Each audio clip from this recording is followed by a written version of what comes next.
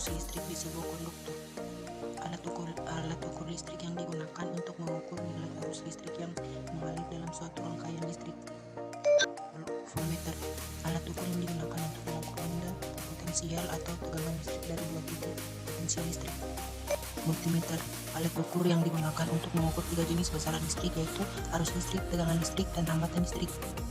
Multitester analog digital, digunakan untuk mengukur tegangan listrik, arus listrik, dan hambatan listrik, dan kapasitansi analog. Komponen aktif elektronika berfungsi sebagai penguat.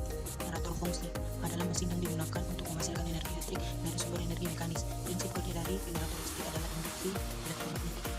Prinsip analisis memvisualisasikan, melakukan proses, mengukur, menganalisis, dan membandingkan sinyal dalam domain waktu, domain frekuensi, dan domain waktu frekuensi.